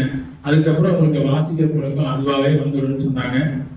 அவருடைய கோரிக்கையிலிருந்து தான் கொஞ்சம் கொஞ்சமா இந்த வாசிக்கிற பழக்கத்தை நாங்கள் ஏற்படுத்தியிருக்கிறோம். அதனால் மாணவ செல்வங்கள், உங்களை அன்பு கொண்டு நான் வேண்டுவது வாசிக்கிற பழக்கத்தை இப்பொழுதே நீங்கள் எல்லாம் ஏற்படுத்திக் கொள்ள வேண்டும். அதே போல இங்கு போட்டித் தேர்வுகளுக்கு தயாரான மாணவர்களுக்கு ஒரு அன்பு வேண்டுகோள். தமிழ்நாடு அரசு வைக்கிற கிராம நிர்வாக அலுவலர் தேர்வுக்கு 25 லட்சம் பேர் எழுதுறீங்க. தமிழ்நாடு அரசு வைக்கிற BO எக்ஸாமுக்கு 25 லட்சம் பேர் தேர்வுக்கு எழுதுறீங்க. ஆனால் இந்திய அரசு வைக்கிற தேர்வுக்கு ஒரு 3 மாதங்களுக்கு முன்பு இன்கம் டாக்ஸ் டிபார்ட்மெண்ட்ல ஒன்று கால்குலேட் பண்ணியிருக்காங்க. அதற்கு ஒன்றிய அரசு ஒரு அறிக்கை வெளியிடுது, எந்தெந்த ஸ்டேட்ல எவ்வளவு பேர் அப்ளை பண்ணியிருக்காங்க. அதுல தமிழ்நாட்டிலிருந்து ரொம்ப குறைவான சொற்ப எண்ணிக்கையில தான் அதில் போய் அந்த மாதிரி தேர்வுகள் எழுது. மாநில அரசு வைக்கிற தேர்வுகளுக்கு நீங்க முக்கியத்துவம் கொடுக்குறீங்க, ஒன்றிய அரசு வைக்கிற தேர்வுகளுக்கு நீங்க முக்கியத்துவம் கொடுங்க. அதுக்கு நீங்க ப்ரிப்பேர் பண்ணுங்க. அதை விட்டு இப்ப தஞ்சாவூர்ல ரயில்வே ஸ்டேஷன்ல பாத்தீங்கன்னா நார்த் இந்தியெல்லாம் போட்டு வச்சிருக்காங்க. நம்ம பேசுறது அவனுக்கு புரியல, அவன் பேசுறது நமக்கு புரியல, பெரிய பஞ்சாயத்தாவே இருக்கு. நாங்கெல்லாம் நாடாளுமன்றத்துல பேசும்போது அந்தந்த மாநிலங்கள்ல அந்தந்த மாநில மொழிக்கு பேசுறவங்களை போடுங்கன்னு சொல்றோம். அதனால மாநில அரசு இந்த வேலைகளில் மட்டும் ஒன்றிய அரசு தேர்வு பணிகள்ல ரயில்வே, பேங்க் எக்ஸாம் எல்லாமே எழுதுறீங்க. ரயில்வே எழுதுங்க, போஸ்டல் டிபார்ட்மெண்ட் எழுதுங்க, இன்கம் டாக்ஸ் எழுதுங்க. அதுக்கு தயாராகும். இதுக்கு ஆர்வம் உங்களுக்கு அதுல இல்லை. அதனால அதையும் நீங்கள் தயார்படுத்திக் கொள்ள வேண்டும் என இந்த நேரத்தில் உங்களை நான் அன்போடு கேட்டு, எங்களுடைய நிதி ஓரளவுக்கு இந்த சுற்றுச்சூழலுக்கு கொடுத்துட்டோம். உட்கார்றதுக்கு இடம் இல்லைன்னு சொன்னாங்க. அந்த CSR ஃபண்டில் நம்மளோட கும்பகோணம் பெனிஃபிட் ஃபண்டு அங்க இருக்கிற மாநிலங்கள் உறுப்பினர் டெஸ்கேட்ட சொல்லி இங்க பெஞ்ச் டெஸ்க்கு ஏற்பாடு பண்ணியிருக்கிறோம். அதுக்கு இன்னும் 1 மாத காலத்துல மாணவர்களுக்கு வந்துடும். அடுத்த நிதியாக மேல ஒரு ஷெட்டு கேட்டிருக்கீங்க. இப்ப நம்ம கட்டும் போது ஸ்டெப்ஸ் என்ன பண்ணிருக்கிறேன், அந்த மாடிப்படிக்கு ஏறுற மாதிரி ஸ்டெப்ஸை நான் கரெக்ட் பண்ணி விட்டுருக்கேன். நான் வந்து பார்த்தா சரி செஞ்சேன். அதனால அடுத்த பிப்ரவரி மாசத்துல வரும்பொழுது இந்த மேலையும் அந்த மாடியை கனெக்ட் பண்ணும்போது ஒரு நீண்ட ஷெட்டு போட்டு தரோம். அதையும் மாணவர்கள் நன்றாக பயன்படுத்திக் கொள்ள வேண்டும் என உங்களை நான் அன்போடு கேட்டு, மாவட்ட மைய ஊடகங்களுக்கும் திரும்பி சொல்வது, இங்க வருகிற மாணவர்களை அன்போடு அணுகுங்கள். அவருடைய கோரிக்கைகளை உங்களால முடிஞ்சதை நீங்க ஒண்ணு அதுக்காக உங்க கை காசை போட்டு நான் செஞ்சு கொடுக்க சொல்லல. உங்களால என்ன முடியுமோ அதை செஞ்சு கொடுங்க. நான் முறைய நம்முடைய பழைய மாவட்ட ஆட்சித்தலைவர் தீபக் கூட தான் இந்த வளாகத்துக்குள்ள நான் வந்தேன். வர்ற போது இந்த இடத்துல மாணவர்கள் மரத்தடியில தான் படிச்சுட்டு இருந்தாங்க. அப்ப எந்த 3 கோரிக்கைகளை கொடுத்தாங்க, 3ஐயும் இன்னைக்கு நாங்க நிறைவேற்றி கொடுத்துட்டோம். ஒரு கட்டடம் வேணும் எங்களுக்கு, வெளியில உட்காந்து படிக்கிறோம் அப்படின்னு சொன்னாங்க. அடுத்தது ஒரு ஜெராக்ஸ் மிஷின் வேணும்னு கேட்டாங்க. இருக்கா? அவங்க பசங்களுக்கு ஃபங்க்ஷன் ஆகாது. அதுதான் அந்த மாணவர்கள் எங்களுக்கு ஒரு ஜெராக்ஸ் மிஷின் வேணும்னு கேட்டாங்க. அவங்களுக்கே சொன்னோம், நீங்க எந்த ஜெராக்ஸ் மிஷினை கேட்குறீங்களோ அதையே வாங்கி தரோம்னு கேட்டு அந்த ஜெராக்ஸ் மிஷினையும் அடுத்த 10 நாள்ல நாங்க வாங்கி கொடுத்தோம். அதனால அப்புறம் போட்டி தேர்வுக்கு தயாரா மாதிரி நூல்களை கேட்டிருக்கீங்க, புத்தகங்களை அதையும் வாங்கி கொடுத்துருக்கோம். மேற்கொண்டு உங்களுக்கு வாங்கி தருவதற்கும் நாங்கள் தயாராக இருக்கிறோம். அதனால எங்களை நீங்க பயன்படுத்திக்கணும்.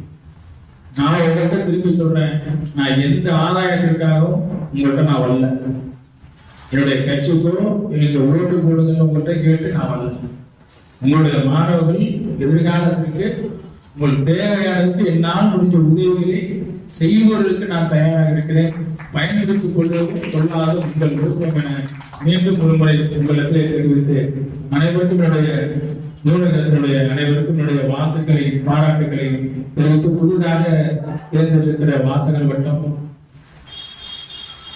மாவட்ட மைய நூலகமும் வாசகர்களும் இணைந்து செயல்படணும். எப்போதுமே எல்லோரும் சேர்ந்தாதான் எதையும் செய்ய முடியும். தனிமரம் தோப்பாக. அதனால வாசகர் வட்டத்தோடு இணைந்து நீங்களும் அவங்களும் ஒருமித்த கருத்தோடு 2 பேரும் உட்கார்ந்து பேசுங்க. மாவட்ட மைய நூலகத்துக்கும் வாசகர் வட்டம் நீங்க அவங்களுக்கு துணையாக இருங்க. அவங்களுக்கும் வாசகர் வட்டத்திற்கும் மாவட்ட மைய நூலகங்கள் துணையாக இருந்து ஒருத்தருக்கு ஒருத்தர் நல்ல புரிதலோடு இருந்து இந்த மாவட்ட மைய நூலகத்துக்கான ஏற்பாடுகளை முன்னேற்றங்களுக்கு இணைந்து பாடுபடுவோம் என கூறி விடைபெறுகிறேன். நன்றி. மாணவர்களே தயவு செஞ்சு கவனிங்க. மாணவ செல்வங்களே உங்களோடு இருக்கிறோம். நீங்க இப்ப வந்து எனக்கு பல்வேறு அரசு பணிகள், அடுத்து மிதிவண்டி கொடுக்குற நிகழ்வு, அடுத்து பட்டா கொடுக்குற நிகழ்ச்சி, தொடர்ந்து நான் மண்ணை வரைக்கும் 4 மணி வரைக்கும் நிகழ்ச்சிகள் கொடுத்திருக்கிறேன். சென்ற வாரம் தமிழ்நாட்டுடைய துணை முதலமைச்சர் ஒரு 6 அமர்வுகளை ஏற்படுத்தினார். நான் அந்த இலக்கிய ஆசிரியர் பட்டத்திற்கு அவருடைய அழைப்பு உங்களுக்கு தர்றேன். ஒவ்வொரு அமர்வுக்கும் ஒரு அமைச்சர் தலைமை, அதுல மிகச்சிறந்த பேச்சாளர்கள் அவர்களை வச்சு எங்க கழகத்தினுடைய இளைஞரணியை வச்சு ஒரு கூட்டம் நடத்தினேன் சென்னையில் வள்ளுவர் கூட்டத்தில். நான் போய் ஒரு நாள் அந்த முழுமையா அந்த அமர்வுல கலந்துக்கிட்டேன். பல்வேறு சிந்தனையாளர்கள், இலக்கிய ஆர்வலர்கள், சொற்பொழிவாளர்கள், நல்ல தலைவர்கள்லாம் உரையாற்றினாங்க. அதனால நம்ம மாதந்தோறும் நடக்கிற அந்த நிகழ்வுல அரசியல் சப்ஜெக்ட் இல்லை. அதனால மாதந்தோறும் நடக்கிற நிகழ்ச்சியில அது மாதிரி ஒரு தலைப்பை கொடுத்து நீங்க ஒவ்வொரு மாதமும் ஒரு கூட்டம் நடத்துங்க. ஒரு 3 மாதத்துக்கு ஒரு முறை நம்ம வெளியிலிருந்து ஒரு நல்ல சொற்பொழிவாளரை அழைத்து வருவதற்கு நான் ஏற்பாடு செய்கிறேன். மாதந்தோறும் நீங்க ஏற்பாடு பண்ணுங்க. அந்த 3வது மாதம் ஒரு நல்ல தலைப்பை கொடுத்து ஒரு நல்ல சொற்பொழிவாளரை அவர் வந்து சொன்னா நமக்கு பயன்படும் அப்படிங்கிற மாதிரி ஒரு சொற்பொழிவாளரை கூப்பிடுவதற்கு நம்ம எல்லோரும் சேர்ந்து முயற்சி செய்வோம். பல்வேறு அரசு பணிகள் இருப்பதால் உங்களுடைய நிகழ்வை தான் தொடர்ந்து பங்கேற்க முடியவில்லை. இன்னொரு சந்தர்ப்பத்தில் பங்கேற்கிறோம். நன்றி. நன்றி. அதற்குரிய மாணவ பணிகளே சற்று கவனியுங்கள். நூலர்களை போற்றுவோம். கோவில் பூசாரியாக, தேவாலய பாலியாராக, பள்ளிவாசல் இமாமாக, நூலகத்தை சுத்தமாக பராமரித்து பாதுகாத்து காற்றும் வெளிச்சம் குடிநீரும் வாசகர் பயனுள்ள வசதிகளை செய்து நூல்களை வரிசையாக பொருள் வாரியாக அடுக்கி வைத்து அர்ப்பணித்து உணர்வுடன் பணியாற்றும் நூலகம் ஆசிரியர் படைக்கு இணையாளர்கள். மாணவர்கள் அரசு துறை தேர்வுக்கு தேவையான நூல்களை கொடுத்து ஊக்கப்படுத்தும் உலகமான பணியாற்றும் நூலகங்களை போற்றுவோம். இந்திய நூலகத்தை ராமாபுரம் ரங்கநாதனின் கோளத்துறை உலகம் நடைமுறைப்படுத்துகிறது. தமிழகத்தின் மைந்தர் நூலக தந்தை அரங்கநாதன் அவர்களை போற்றி புகழ்படுவோம். நன்றி, வணக்கம். வைரம் 6 பக்கம் உள்ளது வைரம். அறிஞர்கள் நூலிலோ அத்தனை பக்கமும் வைரம். இந்த நூலக அரங்கத்தில் அடுத்த கருத்துரையாற்ற பேராசிரியர் திருநாவுக்கரசு ஐயா அவர்களை உங்கள் முன் அழைக்கின்றோம்.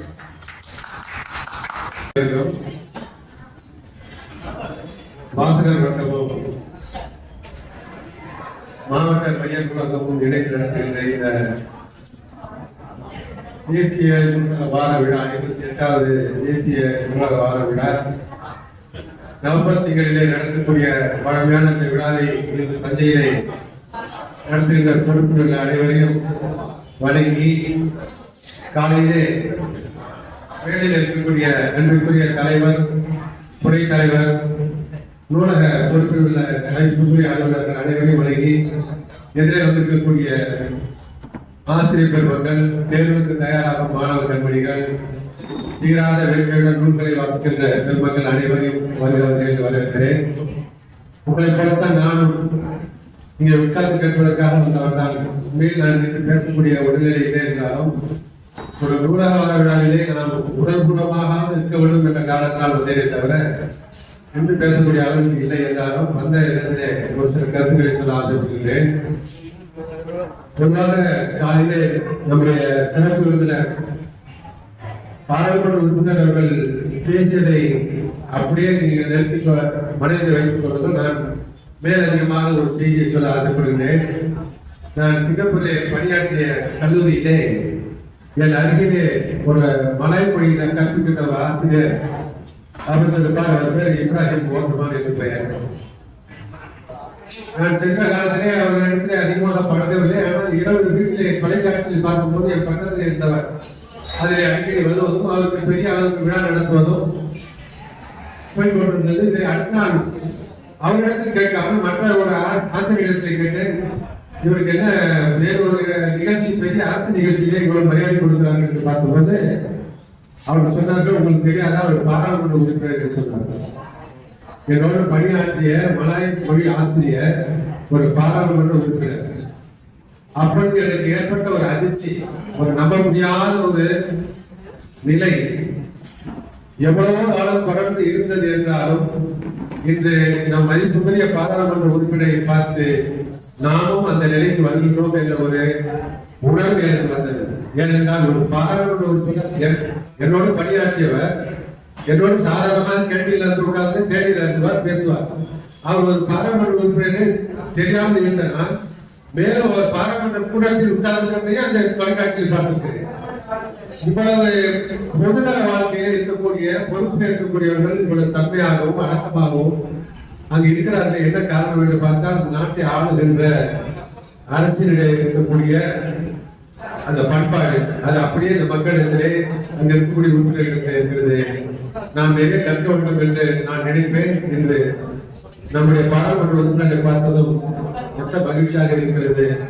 நானும் அந்த இடத்துக்கு வருவோம். அதற்கு தேர்வுக்கு தயாராக இருக்கக்கூடிய உங்கள் கையிலே ஒரு பகுதி இருக்கிறது என்று சொல்லி ஒரு சில கருத்துக்கள், அதாவது தலைப்பு எனக்காக கொடுக்கப்பட்டது என்றால் நூலகர்களை போற்றும் என்று கருத்தருக்கு தலைப்பு கொடுத்தவர். பெரிய விரிவாக ஒன்று சொல்வதற்கு இல்லை என்றாலும் பாரதிதாசன் நூலகர்களை பற்றி சொல்லும் போது ஒரு 3 வரி சொல்லியிருக்கிறார். நேசித்து வருபவர்கள் பெருகும் வண்ணம், நேசித்து வருபவர்கள் பெருகும் வண்ணம், நினைப்பாலும் வாக்காலும் தேகத்தாலும் மாசற்ற தொண்டிழைப்பர் என்று நூலகர்களுக்கு பாராட்டு சொல்லியிருக்கிறார். மாசற்ற தொண்டிழைப்பர் என்று.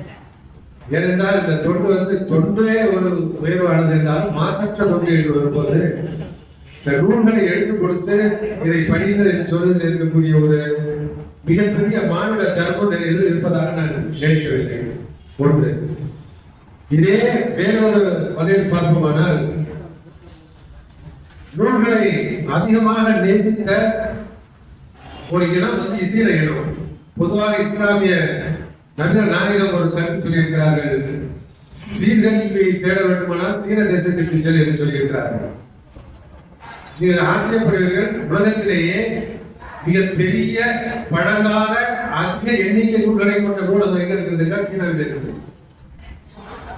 இப்பொழுது தெரிகிறது அந்த நாட்டினுடைய கல்வியை ஏன் தேடி போனார்கள் அரபு நாட்டிலையும் அறிவு கொண்டு விழிப்புணர்ச்சி எல்லாம் இருந்தாலும் கூட நபிகள் நாயகம் சொன்னார்கள், சீர்கல்வியை தேடி சீனாவுக்கு செல்லுங்கள் என்று சொன்னார்கள். அங்க இருக்கக்கூடிய தொலைவு பார்த்தா கூட அதிகம். ஆனால் கல்விக்காக அவர்கள் போக சொன்னார்கள் என்றால் இதனை தருகின்ற இடம் நூலகம் நமக்கு. அந்த நூலகத்தை காப்பாற்றக்கூடிய நூலகங்களை போற்றி அவர்களுடைய பணியை நமக்கு தெரியாதல்ல. நாங்கள் அந்த காலத்துக்கு நூலகங்களை பயன்படுத்தியிருக்கிறோம். உள்ளே நுழைந்தால் ஆஸ்மா கம்ப்ளைண்ட் உள்ளவங்க உள்ள போய் வேலை பார்க்க முடியாது. அந்த புத்தகத்தில் இருக்கக்கூடிய நொடி அவ்வளவு நொடி இருக்கும். அதை அந்த பூச்சிகள் இருந்து வரக்கூடிய புழுதிகள் இருக்கும். பெரும்பாலான நூலகங்கள் பார்த்தா உடல்நல கோளாறு இருப்பார்கள், மருத்துவ உட்படுத்தக்கூடிய இருக்கும். அவருடைய தியாகத்தில் இருந்துதான் இந்த நூலகம் என்பது வளர்ந்து வந்து கொண்டிருக்கிறது. எனவே அவருடைய தியாகத்தை மதிப்போம், போற்றுவோம் என்று சொல்லி இந்த வாசிப்பிலே அதிக நாட்டம் உள்ளவர்களுக்கு மன அளவிலே அந்த அழுத்தம் இருக்காது. அவர்கள் நிம்மதியாக இருப்பார்கள், நிம்மதியாக தூங்குவார்கள், மற்றவர்களை பற்றி தேவையில்லாதவற்றை செய்ய மாட்டார்கள். நூல் வாசிப்பு இறங்கிவிட்டால் அது இயற்கையாக கைகூட வேண்டும். எனவே எந்த தீவிரமான தியான பயிற்சியை காட்டிலும் ஒரு மனிதன் நூலை பொறுமையாக வாசிக்கும் போது ஒரு மன நிம்மதி பெறுவான் என்பது பொதுவான கருத்தாக இருந்தாலும் என்னுடைய அனுபவத்திலிருந்து நான் சொல்லுகிறேன். எவ்வளவு கஷ்டங்கள் இருந்தாலும் நூலை வாசிக்கும் போது சற்று இந்த உலகத்தை மறந்து நாம் நிம்மதியாக இருக்க முடியும். எனவே ஒரு நல்ல நூல் நமக்கு மருந்தாக இருக்கிறது என்ற வகையிலே நூல் வாசிப்பவர்களிலே வியக்கத்தக்க மதிப்புக்குரியவர்கள் நிறைய பேர் இருந்தாலும் உலகத்திலேயே அதிகமாக நூல்கள் அதிக மணி நேரம் வாசிக்கக்கூடிய நூல்களை வாசிக்கக்கூடிய நாடு எது என்று கேட்டால் அது சந்தேகம் இல்லாமல் நமக்கு தெரியும். அமெரிக்காவை தான் சொல்லுவார்கள் எல்லாரும். ஒரு ஆண்டிற்கு 357 மணி நேரம் அவர்கள் வாசிக்கின்றார்கள் என்று சொல்கிறார்கள். ஒரு ஆண்டிற்கு 357 மணி நேரம் சாதாரணமாக நூல் வாசிக்கின்றார்கள் என்று. ஆனால் நம்ப முடியாத இரண்டாவது செய்தி என்னவென்றால், இரண்டாவது இடத்திலே இந்தியா இருக்கிறது என்பதுதான். அது 355 2 மணி நேரம் குறைந்து இந்தியர்கள் நூல் வாசிப்பே அதிகமாக இருக்கிறார்கள் என்றால் வேப்பதற்கு ஒன்றுமே கிடையாது. நமக்கு நூல் என்று பெயர் வைத்தார்கள் அல்லவா நம்முடைய முன்னோர்கள். அதிலிருந்தே நீங்கள் தெரிந்து கொள்ளலாம். நமக்கும் நம் மனதிற்கும் மிக நெருக்கமானது நூல் தான் என்பது. நூல் என்ற அந்த பெயரை மரத்தை அறுப்பதற்கு கோணமாக இருக்கக்கூடிய மரத்தை அறுப்பதற்கு நூலை அடித்து அதை சரியாக அறுப்பார்கள். அதே போல மரத்தின் கோட்டத்தை அதற்கு நூல் பயன்படுவது போல மனதில் உள்ள கோட்டத்தை தீர்ப்பது நூல் தான் என்று நம்முடைய முன்னோர்கள் எப்பொழுதும் எத்தனையோ ஆண்டுகளுக்கு முன்பு எழுதியிருக்கின்றார்கள். ஆகினால் நூல்களை நேசிப்போம். நம் பெருமதிப்புக்குரிய பண்டிதர் ஜவஹர்லால் நேரு அவர்களுடைய பிறந்த நாள் என்று அவருடைய நூல் வாசிக்கும் பழக்கம் என்பது பொதுவாக அவர் பெரிய மேல புக்ஸ் என்று சொல்வார்கள். எழுதிக்கொண்டே இருப்பார், படித்துக் கொண்டே இருக்கக்கூடியவர். அவருடைய கிளிம்சஸ் ஆஃப் வேர்ல்ட் ஹிஸ்டரி, இந்த பயோகிராபியை நீங்கள் படிப்பீர்கள் என்றால் ஆங்கில புலவர்களால் பிச்சை எடுக்க வேண்டிய அளவுக்கு அதனுடைய நடையும் சரி, அதனுடைய கருத்து ஆழமும் சரி. இவ்வளவு ஏன் இன்னும் நம்முடைய தமிழ்நாட்டு வரலாற்றினுடைய நுணுக்கங்களை கூட அவர் வெளிப்படுத்திய அளவுக்கு மற்ற நூலாசிரியர்கள் வெளிப்படுத்தியதில்லை என்பதனால் பண்டிதர் ஜவஹர்லால் நேரு அவர்கள் சிறந்த வாசிப்பாளர். தமிழ் மாணவ செல்வங்களுக்காக சொல்கிறேன், வாசிப்பது என்பது நம்முடைய கருக்காக நம்ம கீழே தள்ளிவிடாது, மேலே உயர்த்துவதற்கு அந்த ஜவஹர்லால் நேரு அவர்கள் சிறை வாழ்க்கையிலே 8 ஆண்டுகள் செலவிட்டிருக்கிறார்கள். அந்த 8 ஆண்டுகளிலே அவர் படித்து கொடுத்த பெரிய புத்தகங்கள் 55 புத்தகங்களை படித்திருக்கிறார்கள். இந்த நாளிலே அதை நாம் எடுத்து பார்க்க வேண்டியிருக்கிறது. அண்ணா அவர்கள் சொல்வார்கள், 1 மணி நேரம் பேச வேண்டும் என்றால் நீங்கள் 100 மணி நேரம் படிக்க வேண்டும், 1 நூல் எழுத வேண்டும் என்றால் 100 நூல்களை படிக்க வேண்டும் என்று நம் தாய்மொழி பெற்றெடுத்த பெருமைகளை பெறுகிற அண்ணா அவர்கள் சொல்லியிருக்கிறார்கள். எனவே நம் நாடு, நம் இனம் மொழியாலும் எழுத்தாலும் நூல் வளர்த்தாலும் பெரிய அற்புதமான நாடு என்பதை பெருமையோடு நாம் நினைத்து நூல்களை எடுக்கும் போதே நம் செல்ல பிள்ளையை தூக்குவது போல் மனதால் ஏற்று திறந்து வாசித்து பயின்று உயர வேண்டும் என்று இந்த நல்வழியை உங்களை அன்போடு கேட்டு எனக்கு வாய்ப்பளித்ததற்காக நன்றி கூறி விடைபெறுகிறேன். வணக்கம். எங்கள் வளமும் மங்காத தமிழ் என்றே சங்கே உலகம். தமிழ்நாடு அரசு முதுகுலத்துறை மாவட்ட மைய நூலகம் மற்றும் வாசக வட்டம் இணைந்து 58வது தேசிய நூலக விழாவை சீரரும் சிறப்புமாக நடத்தி கொண்டிருக்கின்றார்.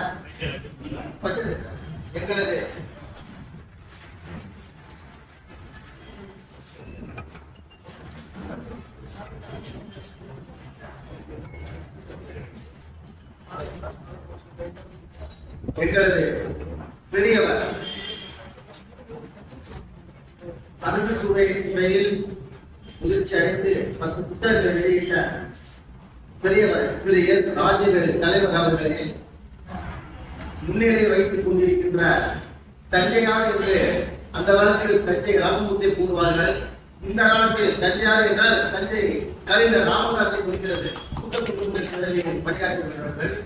வரவேற்பு வழங்கிய மரியாதைக்குரிய மாவட்ட நூலக பொறுப்பு மா அபூர்வம் BA அவர்களே, கருத்தாளர் திரு கலியமூர்த்தி அவர்களே, கடமாள் அவர்களே, சிறப்பான ஒரு பேச்சை வழங்கிய ஐயா பேராசிரியர் திருநாவுக்கரசு அவர்களே, இங்கே சிறப்புரையாற்றி உடன் மற்ற வேலைகளில் சென்ற மதிப்பிற்கும் மரியாதைக்கும் மக்கள் சேவகன் மாண்புமிகு முரசொலி DSC LLB MP நாடாளுமன்ற உறுப்பினர் அவர்களே, நன்றி உரை வழங்க இருக்கின்ற திருமதி டி சசிகலா முதல்நிலை ஊடகர் அவர்களே, மற்றும் இங்கே கூடியிருக்கின்ற பெரியோர்களே, தாய்மார்களே, மாணவ செல்வங்களே, சேர்க்கை உறுப்பினர்களே, உங்கள் அனைவருக்கும் மற்றற்ற வணக்கத்துடன் மகிழ்ச்சியுடன் உங்களை வணங்கி வாழ்த்துகிறேன். நன்றி. இந்த தேசிய நூலக வார விழாவானது நூலகத்தின் தந்தை சீர்காழி ராமாமிர்தம் அரங்கநாதன் அவர்களால் பல சீர்திருத்தங்கள் செய்யப்பட்டு பல புரட்சிகரமான திட்டங்கள் அவர் கணித ஆசிரியர், இயற்பியல் ஆசிரியராகும். பட் அவர் இந்த நூலகத்தில் ஆசிரியர் பணியேற்று சென்னை பல்கலைக்கழகத்தில் முதல் நூலகராக இருக்கிறார்கள்.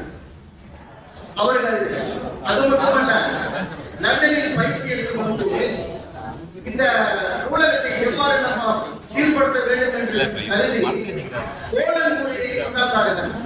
அதாவது புத்தகங்களை பொருள் வாரியாக பகுத்து அதை சீர்படுத்தி வைத்து இந்த நூலகத்தை சீர்படுத்தினார்கள். இதை நாடு முழுவதும் செய்து கொண்டிருக்கிறார்கள். வெளிநாட்டிலும் இதை கடைபிடிக்கிறார்கள். அதற்காக அந்த 1950 பத்மஸ்ரீ நிறைய பேர் வாங்குறாங்க. அப்ப வாங்குறது ரொம்ப கஷ்டம். இது தமிழுக்கு பெருமையாக இருக்கின்றது. அந்த வகையில் நமது நூலகத்தை போற்றுவோம் என்று கூறிவிட்டார்கள். எனக்கு நான் 5வது படிக்கும் பொழுது நான் பம்பாயில இருந்து படித்தேன். அப்போ சீனா யுத்தம் நடந்தது. அப்பொழுது எங்க ஃபாதர் மிலிட்டரியில வேலை பார்த்தாங்க, சுடுதார் பேசுறாங்க. அப்போ அந்த மிலிட்டரிக்கார பிள்ளைங்களுக்கெல்லாம் புத்தகத்துக்கு கூப்பிட்டு வந்தாங்க. அப்ப அதுல அப்பதான் நான் புத்தகங்களை வாங்கி வந்தாங்க. அப்புறம் தொடர்ந்து நான் வேலைக்கு போகும்போது சைக்கிள் எடுத்துட்டு போவேன்.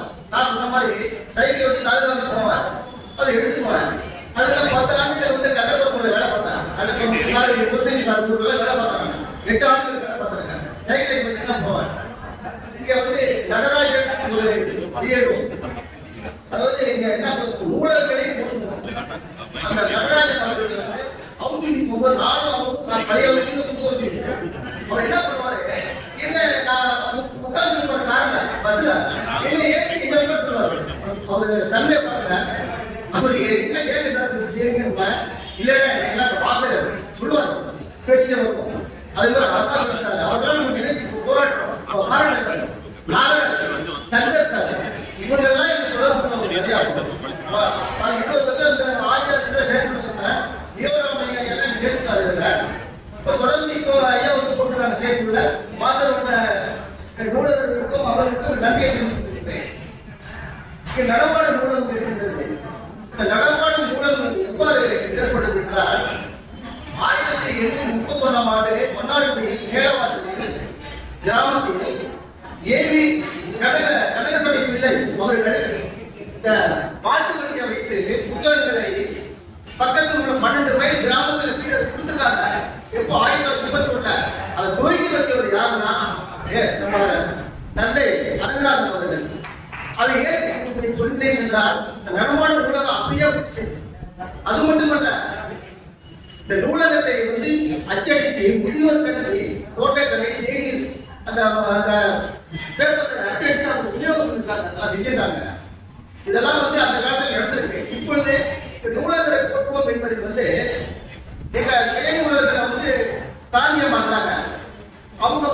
நான் இருக்கும்போது நான் சேர்த்து கொடுத்தாரு. அவங்களையும் நாங்கள் பாராட்டணும். ஏன்னா நான் அந்த கூட்டுறவுலையும் சேர்த்து கொடுத்தாரு. அதில் வசிக்கிறேன். 300 உறவினர்கள் சேர்த்து வந்தாங்க. அப்ப ஐயனா தான் இருந்தாருங்க. அப்புறம் அந்த நாங்க வணிகவரி அமைச்சர் பார்த்து மேல 6 லட்சம் வங்கிகளை கட்டணும். அவங்க இப்போ வந்து சாரணையா தலைவர் இருந்தாரு. நிறையா கட்டு அதை கட்டணும். அதே போல இங்க வந்து சாதியமா போனா என்ன பண்ணுவாங்க, கொடுத்துருவாங்க, ஈவினிங் கொடுப்பாங்க. அவங்க மாதிரி வேலை முடியாது. அவ்வளவு அன்பா பழப்பாங்க அவங்க அந்த காலத்துல. அவங்க அவசியம் இருந்தா நான் அவசியம் தான் அவங்களையும் நான் பாராட்டுறேன். ஏன்னா நூலகத்தை பாராட்டும் போது இப்போ இருக்கிற நூலகத்தை பாராட்டும் அவங்க ஊக்கப்படுவார்கள். இது வந்து எல்லா நூலகங்களும் வேலை செய்யறாங்க. ஏன்னா வாசகர்களுக்கும் அந்த நூலுக்கும் பாலமாக அறிவிக்கிறார்கள்.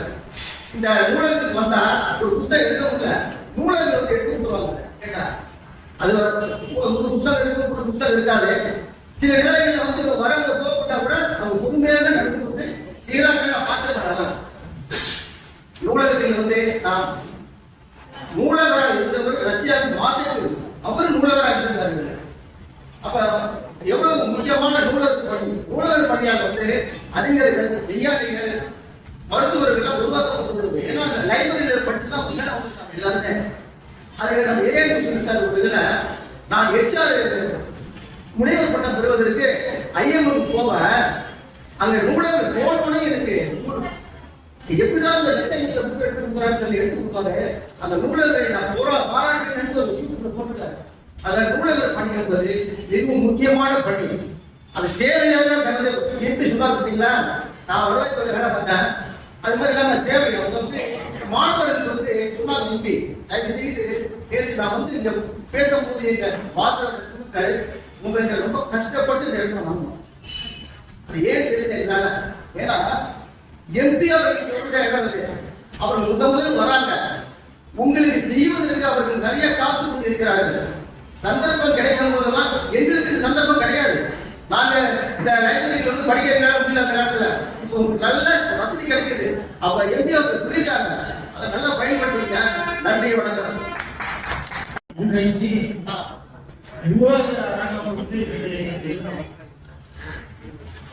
விழாவுக்கு தலைமையேற்கின்ற தலைவர் அவர்களே, முப்பத்தி பாராளுமன்ற உறுப்பினர் அவர்களே, நூலக நண்பர்களே, வாசகர்களே, அத்தனை பேர் பணமான முதலே சொன்னது போல நூலக ஆட்டம் தான் மொத்தம் 4 நாட்கள் கொஞ்சம் அமைதியா நான் ரொம்ப நேரம் 4 நாட்கள் இந்த விழாவை நடத்துகிறார்கள். அதில் இன்றைக்கு நூலக அடக்கம். அவர்களை பற்றி பேசணும். அவருடைய பணி ரொம்ப முக்கியமான பணி. ஆனா அவர் கேட்ட யாருமே கேட்கறது இல்லை. நூலிலே அலுவலர்கள் பேச யாருக்குமே வாசகர்கள் கேட்பதில்லை. போய் பாருங்க, அட்டனன்ஸ் எடுத்தோன்னு நோய்க்கு வந்து தமிழில் கையொப்பம் விடவும் போட்டுருக்கோம். ஒரு சிலர் தான் அதை கடைபிடிக்கிறாங்க. ஆங்கிலத்திலேயே தமிழ்ல கையெழுத்து, ஒருத்தர் ஆங்கிலத்துல கையெழுத்து போட்டு தமிழ்ல பெயர் எடுக்கிறாரு. இன்னொருத்தர் இந்தியில மட்டும் ஆங்கிலத்தில் இருந்தார். அதே போல அவர்கள் பல முறை சொல்லி போனார்கள், எழுதிய தமிழில் அழகான தமிழில் கேட்கறது. நமது உடல்ல எப்படி நரம்புகள் வேலை செய்கின்றனோ அதே போல நூலக அலுவலர்கள் வெளியில தெரியாது. நாம எடுத்த புத்தகத்தை எடுத்து படிச்சுட்டு அங்க வைக்கிறது இல்லை. எப்போதுமே எடுத்த புத்தகத்தை எடுத்து படிச்சுட்டு அதை வைக்க வேண்டிய இடத்துல வைக்கிறது இல்லை. ஒரு புத்தகத்தை எடுத்தா அதை வேற ஒரு புத்தகத்துல போய் வைக்கிறது. அப்படியாக நாம வந்து கூடுமானவரை நாம் வந்து அவர்களுக்கு ஒத்துழைப்பு, அவர்களுக்கு பாராட்டு என்பதே கிடையாது. யாராவது வேற யாராவது வெளியில ஒரு ஆபீஸ் இருந்தாங்க, உடனே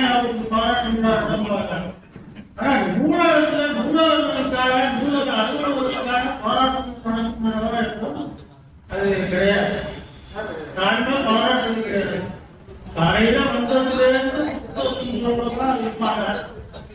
ஒவ்வொருவரும் புத்தகத்தோட மறுநாள் இதே வேலை. அதனால அவர்களுக்கு ஒரு புத்தகத்தை சொல்லுகிற வகையிலே நாம் நடந்து கொள்ள வேண்டும். அதே போல புத்தகங்களை எடுத்தால் எடுத்த இடத்துல புத்தகங்கள் எதுவும் தெரியலன்னு சொன்னா நாம அவர்களை கேட்கலாம். அதுக்குதானே அவர்கள் இருக்கின்றார்கள். நான் ஒரு ரிட்டையர் ஆன பிறகு சில இடங்கள்ல ஏதாவது பேசுறதுக்காக வேண்டிய தலைவர்களை சொல்லி அங்கே இருக்கிற ஸ்டாஃபை தான் நான் கேட்பேன். அப்படி கேட்கும் போது அவர்கள் உடனே செஞ்சு எடுத்துக் கொடுப்பார்கள். இங்கிருந்து ஓய்வு பெற்ற டிஎல்ஓ மிஸ்டர் நாராயணன், காவல் பெற்ற மிஸ்டர் சங்கர், இப்பொழுது இங்கே அமர்ந்திருக்கின்ற திரு காமராஜர் அவர்கள், இவர்கள் எல்லாம் நான் கேட்ட புத்தகங்களை எடுத்துக் கொடுப்பாங்க. அதே போல அதெல்லாம் நான் ஒரு ஜெராக்ஸ் எடுத்துக்கிறேன்னு கேட்டேன். அதுக்கு அவங்க ஆபீஸ் டியூன் ஆகிட்டு என்னோட போய் ஒரு ஜெராக்ஸ் எடுத்துட்டு திருப்பி கொடுக்குற புத்தகத்தை நான் இப்போ மூலா ஜெராக்ஸ் அந்த கட்டணத்திலேயே ஜெராக்ஸ் இருக்கு. இப்படி நாம் அவர்கள் எந்த அளவு நேசிக்கின்றோமோ, எந்த அளவு அவர்களை உற்சாகப்படுத்துகிறோமோ, நல்ல வேலை செய்யுங்க, நல்ல புத்தகங்களா எடுத்து கொடுக்குறீங்க, உங்க காலத்தில் தான் படிக்க படிக்கின்றன அவர்களுக்கு நான் உற்சாகப்படுத்த வேண்டும். அவர்களுக்கு வேறு வழி ஒன்றுமில்லை. அதனால இப்படிப்பட்ட சமயங்களிலே நல்லபடியாக அவர்களை ஊக்குவித்து மேலும் மேலும் அவர்கள் பணியிலே செலுத்த கேட்டுக்கொள்கிறேன். அடுத்து நூல்களை பற்றி ஒரு 2 வார்த்தை. அவ்வப்பொழுது ஆயும் தவப்பொழுது வாசி அப்படின்னு சொல்லியிருக்காங்க. நூல் பல கல், நூல் பல கல் என்று சொல்லியிருக்கிறார். ஏன்னா புத்தகங்களை படித்தால்தான் தெரிஞ்சுக்க முடியும், உலகத்தை தெரிஞ்சுக்க முடியும், நல்லபடியா ஒரு வாழ்க்கை அமைக்க முடியும். உண்மையிலேயே புத்தகம் என்றால் என்ன? ஒரு மனிதன் தான் வாழ்ந்த காலத்தில் ஏற்பட்ட அனுபவங்கள் அல்லது வாழ்க்கையில் ஏற்பட்ட அனுபவங்கள் அல்லது அந்த சமூகத்திலே ஏற்பட்ட அனுபவங்களை எழுதி வைக்கலாம். அவன் இறந்த பிறகும் அது வாழ்கிறது. எழுதி வைத்த ஆள், புத்தகத்தை எழுதி வைத்த ஆள் இறந்த பிறகும் அந்த புத்தகங்கள் வாழ்கின்றன. அதனால இன்றைய செய்தி நாளைய வரலாறு. அதனால புத்தகங்கள்லாம் நமக்கு ஏற்கனவே நாம் பெரிய பெரிய அறிஞர்கள்லாம் இருக்கின்றாங்க. அவங்க எழுதி வைத்ததை நாம படித்து தெரிஞ்சுக்கிறோம். நாமளா தெரிஞ்சுக்கணும்னு சொன்னா முடியாது. ஏற்கனவே பெரிய அறிஞர்கள் மக்கள் எடுத்திருக்கிறாரு. அவர்களெல்லாம் எழுதி வைத்ததை நாம் புத்தகங்கள் வாயிலாக தெரிந்து கொள்கிறோம். அதனால நிறைய படிங்க, மீண்டும் மீண்டும் படிங்க, நல்ல புத்தகங்களை படிங்க. புத்தகங்கள்ல கதைகளுக்கு, நாவலுக்கு, நாடகங்களுக்கு டிக்ஷனரி கூட இருக்கு, அதையும் படிக்கலாம். அதனால அதையெல்லாம் மீண்டும் மீண்டும் படிங்க. பெரியவங்க சொல்றதை கேளுங்க, நல்ல புலமை பெறுவீங்க.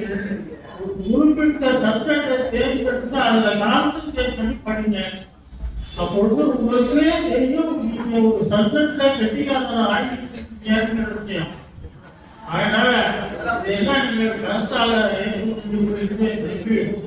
எனது எனக்கு இந்த ஒரு வாய்ப்பு கொடுத்தமைக்கு நன்றியை தெரிவித்து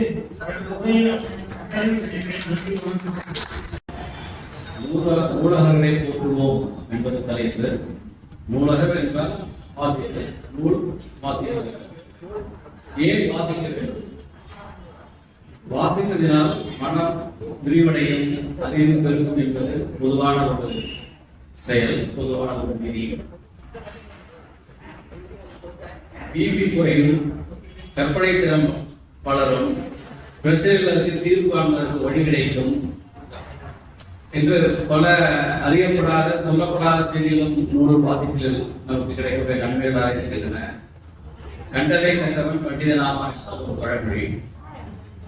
வாழ்க்கையில் வெற்றி பெற்ற மிக உன்னத நிலை அடைந்த எல்லா தலைவர்களும் மிகுந்த தீவிர வாசிப்பாளர்களாகத்தான் இருக்கிறார்கள், எழுத்தாளர்களாகவும் இருக்கிறார்கள்.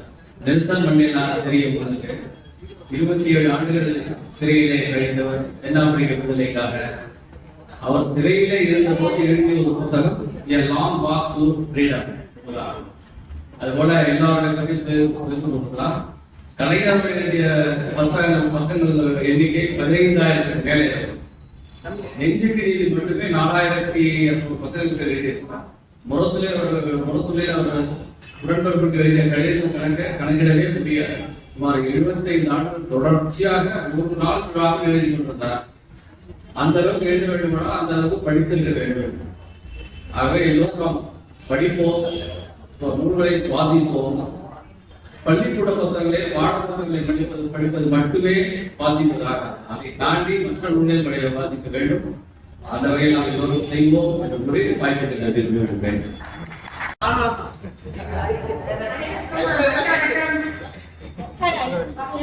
நம் மாவட்ட மறைமுகத்தை இன்டர்நெட் மூலம் வாரம் நடத்துகிறது.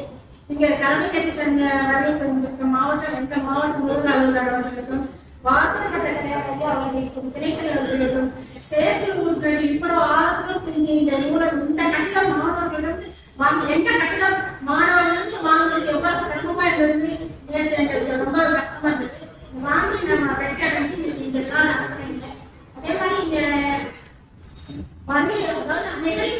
அனைவரும் இந்த ஊடக சகோதரர்கள் அனைவரும் வந்து இந்த கூட்டத்தை சிறப்பு நன்றி நன்றி நன்றி.